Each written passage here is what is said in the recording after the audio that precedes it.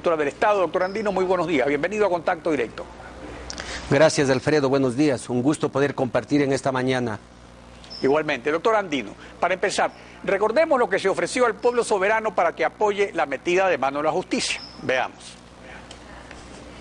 Dirán que queremos meter mano en las cortes. Sí, queremos meter mano para bien del pueblo ecuatoriano. Todos ustedes sean veedores y digan si estoy poniendo a algún juez por mi conveniencia, por compromisos políticos, etc. Confíen en su gobierno, compatriotas. ¿Saben lo que vamos a hacer? En la consulta popular también preguntará al pueblo ecuatoriano si quiere que el gobierno, con la veeduría de un organismo internacional, reestructure las cortes del país, reestructure el sistema de justicia. El coordinador de la Veeduría Internacional, Baltasar Garzón, presentó el viernes el informe preliminar de la veeduría y en este se dice que la veeduría entró en funciones en marzo, que él tomó posesión de su cargo a fines de enero y resulta que la Corte Nacional de Justicia se posesionó el 26 de enero, es decir, que no hubo veeduría para la selección de los jueces de la Corte Nacional de Justicia, tal como dispone el artículo 183 de la Constitución. Asambleísta, esta situación plantea un problema. ¿Quién debe responder por esto? ¿El proponente de la consulta, el Consejo de la Judicatura Transitorio, el Consejo de Participación Ciudadana, o simplemente quedará como un hecho consumado como en los viejos tiempos de la partidocracia? Bueno, yo considero que al existir una veeduría, esa veeduría hay que respetarse.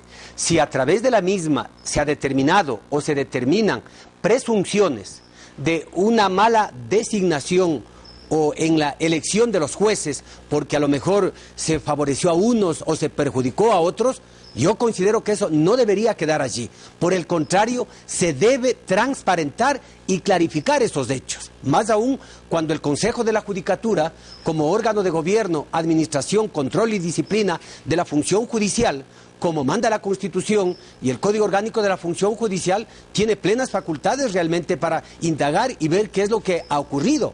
Por ello, por el bien de la Administración de Justicia, por el bien del país, no debe quedar la menor duda en la designación de quienes están al frente de esta importante función del Estado, que es la función judicial. Claro, sino que hay un problema, doctor Andino. El problema es que la veeduría de un proceso electoral se realiza simultáneamente con el proceso. Entonces, justamente, al terminar el proceso, la veeduría hace sus observaciones, por eso también hay la impugnación ciudadana. Pero si ya se posesionaron en enero y van a presentar el informe en diciembre, es como que si realmente no ha habido ninguna veeduría, pues. Obviamente que es un tanto tardía, hablemos así, el informe, porque ese informe debía haber sido puesto a consideración mucho antes, con la finalidad de que cada una de las partes que podrían haber sido afectadas o se sienten afectadas, hagan uso de su legítimo derecho a la defensa. Pero reitero, si es que hay mérito para que se indague la designación de tal o cual juez, pues yo no descarto que se lo haga y de esa manera se transparente totalmente este proceso. Bueno, pasemos al tema legislativo en el cual usted tiene una intervención protagonista, pues tiene a su cargo dos importantes proyectos de ley. Para aplicar la criminalización del enriquecimiento privado indebido, la no afiliación al IES y la correcta aplicación de la detención preventiva, el presidente Correa presentó en octubre, hace 7 meses, un proyecto de Código Penal integral. ¿En qué estado se halla ese trámite? ¿Cómo va ese proyecto? Bueno, este es un proyecto importantísimo, innovador, es una iniciativa del Ejecutivo. Se remitió más de 1083 artículos, de lo cual hemos ido adecuándolo de acuerdo a lo que manda la Carta Fundamental, como también tratados internacionales. Hemos sacado todo lo que tiene que ver con niños, niñas o adolescentes, porque consideramos que aplicando lo que dice tanto la Constitución como una serie de tratados y documentos internacionales, esto debe seguir siendo parte del Código de la Niñez y Adolescencia. Ya en cuanto al articulado y al desarrollo mismo, Alfredo, debo participarle que tenemos aproximadamente 900 artículos que vienen siendo debatidos al interior de la Comisión. Hemos realizado una serie de foros, de conferencias, de coloquios, hemos recibido en Comisión General con la participación activa del sector justicia. Por ejemplo, el fiscal general ha sido un gran aporte, el defensor público, la procuraduría, académicos, abogados en el libre ejercicio, y hoy estamos ya en la recta final para presentar el informe para primer debate. Yo aspiro que, si el tiempo nos permite, en este mes podríamos estar ya presentando el informe para primer debate al Pleno de la Asamblea, o máximo hasta el próximo mes, en donde están recogidas precisamente algunos temas de la consulta popular. Por ejemplo, lo que tiene que ver a la no afiliación al Seguro Social, o lo que tiene que ver al enriquecimiento privado no justificado. Y sobre este tema, recuerde que en la consulta no se planteó adecuadamente. Es por ello que nosotros en el desarrollo lo que hemos determinado es un enriquecimiento ilícito privado, porque tal como estaba en la pregunta, eso no era procedente. Asimismo, lo que tiene que ver, pero por eso ejemplo, podría traer con los problemas, casinos. según estaba leyendo en un periódico, sino que según el presidente lo que dicen los periódicos vale cuando a él le conviene o cuando no le conviene, pero el Universo hoy día, en un reportaje muy extenso, habla justamente de los avances, de las cosas que se están incorporando. Este es el proyecto legal más grande que ha habido en la historia del país, pues son casi 1000 artículos, entonces no es una cosa que se hace de la noche a la mañana, pero ya está anunciando también que se haría el veto si es que no se plantean las cosas tal como él inicialmente las propuso. Mire, nosotros tenemos toda la facultad y todo el derecho, legítimo derecho, como asambleístas, para desarrollar lo que tiene que ver con el Código Penal Integral.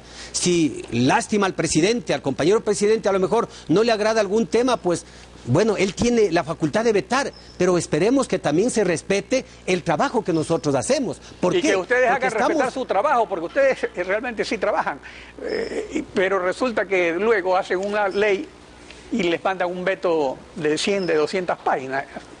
Y se esperemos que, trabajo. Alfredo, esperemos que esto no ocurra, porque realmente este proyecto es un proyecto de gran necesidad, no es un proyecto político, es un proyecto técnico, sujeto al orden constitucional e internacional, para combatir al crimen organizado, para combatir al narcotráfico, para combatir la trata de personas, o para combatir a aquellos que utilizan a niños, niñas y adolescentes. Pero también queremos medidas preventivas, como por ejemplo los agentes encubiertos. ¿Para qué? Para que se pueda perseguir a los grandes capos de la mafia, o igual la entrega vigilada.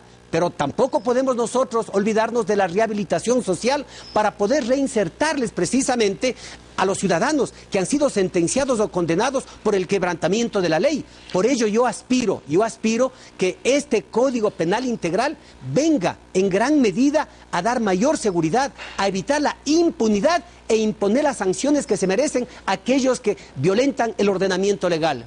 En efecto, esa es una ley muy importante y está justificado el tiempo que se estén tomando para debatirla bien.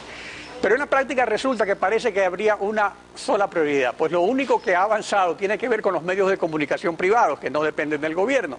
Así se incluyó en las disposiciones generales de la ley antimonopolios, aunque nada tiene que ver con monopolios, la prohibición de tener otros negocios a los accionistas de medios de comunicación. Y el único proyecto de ley que ya está listo para votación es el de comunicación.